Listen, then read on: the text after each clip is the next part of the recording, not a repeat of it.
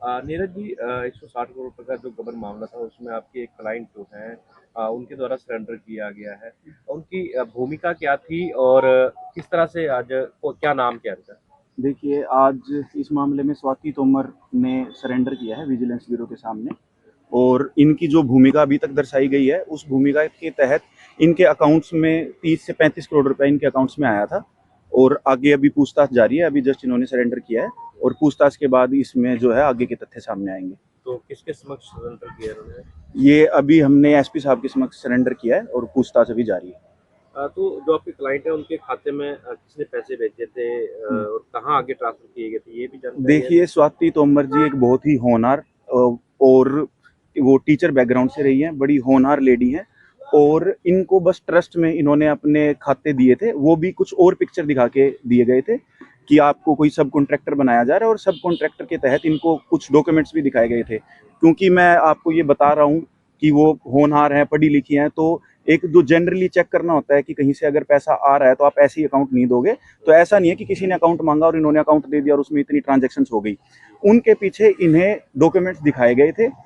Being lady from normal background, इनके पास इतना कोई सक्षम ये नहीं थे कि उनकी ऑथेंटिसिटी ये चेक कर सकते हो। तो इनको कुछ डॉक्यूमेंट दिखाए गए।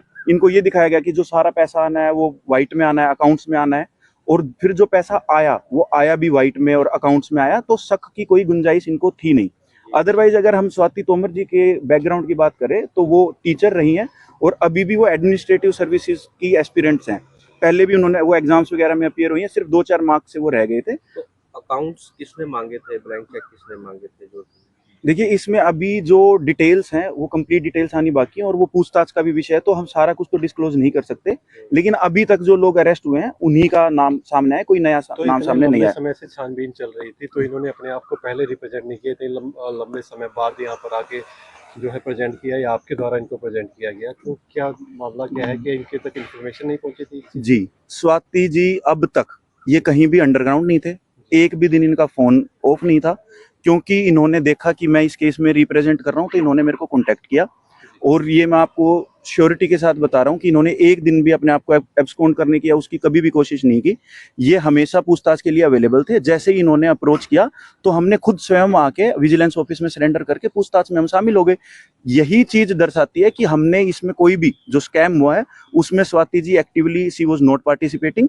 और अब जब उनका जांच में सहयोग करने का टाइम आया है तो वो पूरी तरह से जांच में सहयोग कर रहे हैं। ट्रांसफर करवाई थी मनी इतनी, उसके बाद कुछ अन्य खातों में भी ट्रांसफर हुई है इनके खाते से? देखिए, इसमें स्वाति जी के जो खातों में पेमेंट आई वो कभी भी 20 मिनट से ऊपर इनके खातों में नहीं रुकी। जैसे ही इनके खाते में पेमेंट आती थी साथ के साथ वो पेमेंट जो है आगे ट्रांसफर कर दी जाती थी। आज तक भी स्वाति जी को ये नहीं पता कि उनके खातों में कंप्लीट पेमेंट कितनी आई और वो किस किस को ट्रांसफर की गई। इन्होंने गुड फेथ में जो डॉक्यूमेंट्स देखे थे उस हिसाब से जो आगे अकाउंट्स खुलवाए गए वो भी उन अन्य व्यक्तियों के द्वारा ही खुलवाए गए थे। जो पेमेंट आगे ट्रांसफर की गई वो भी उन अन्य व्यक्तियों के द्वारा ही की गई थी। अगर पूरी मनी ट्रेल को देखा जाए तो out of 35 crore rupees not even a single penny has been used by Swati Tomar herself और by any of her relatives. तो आपने बोला भी जो एक्यूज पकड़े गए तो कौन थे, कौन से आरोपी जिनके द्वारा ये सारे अकाउंट यूज किए गए? देखिए, अकाउंट्स किसके द्वारा यूज किए गए जैसा कि मैंने पहले भी बताया, ये अभी पूछताछ का विषय है। 1 दिन में 2 दिन में स्वाति जी की पूछताछ जो कंप्लीट हो जाएगी, इनकी ऑफिशियल स्टेटमेंट भी हमारे सबके सामने आ जाएगी। अभी ये कहना प्रीमेच्योर होगा, तो इस चीज के लिए हमें थोड़ा इंतजार करना चाहिए।